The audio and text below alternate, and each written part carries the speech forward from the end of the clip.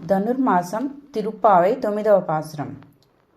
தூமணி மாடத்து சுத்தம் விளக்கெரியா தூப்பம் கமலது இளனை மேல் கண் வளரும் மாமான் மகளே மணிக்கதவான் தாழ் திரவாய் மாமீர் அவளை எழுப்பிரோ உன் மகள் தான் ஊமையோ அன்றிச் செவிடோ அனந்தலோ ஏம பெருந்தையில் மந்திரப்பட்டாளோ மாமாயன் மாதவன் வைகுந்தன் என்றென்றோ నామం పలవం నవిన్రేలోరెంబావాయ్. దోషం లేని శుద్ధ మాణిక్యాలతో పొదగబడిన ఒక నిర్మాణం దగ్గరకు చేరారు గోదా మిగిలిన గోపబాలికలు.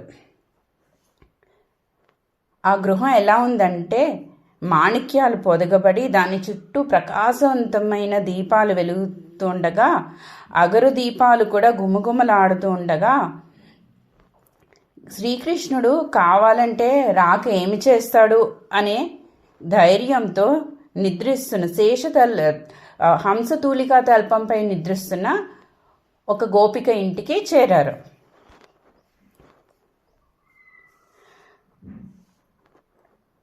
గోదమ్మ గోపబాలికలు శ్రీయప్పతి నామం స్మరిస్తూ ఉండగా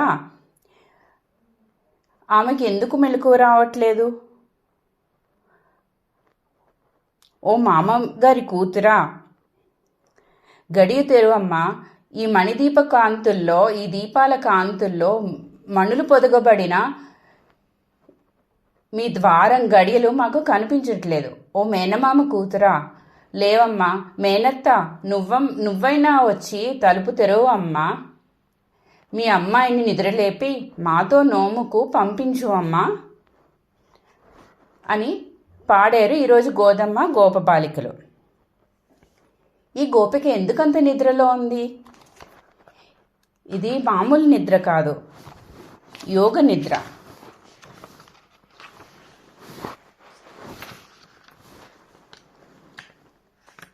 శ్రీకృష్ణుని స్మరణలో ఉన్న ఆ గోపికకు బాహ్య ప్రపంచంతో సంబంధం లేనట్టుగా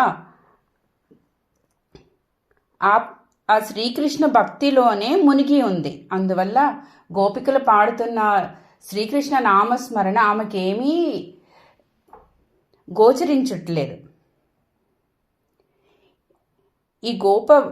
ఈ గోపిక మహాజ్ఞాని, స్థిత ప్రజ్ఞురాలు, శ్రీకృష్ణునికి అతి ఇష్టమైన గోపిక. అందుకే శ్రీకృష్ణుడుట తన దగ్గర ఉన్న మణులన్నీ కూడా ఈ గోపిక ఇంటికే అలంకరించి తన గృహాన్ని చాలా సాధారణ గృహంగా కొద్ది మణులతోనే అలంకరించారు. ఈ గోపిక అంత విశిష్టమైన గోపిక. ఎందుకు? ఆమెకున్న స్థితప్రజ్ఞత, శ్రీకృష్ణుని యందు ప్రేమ, ఆ జ్ఞానం.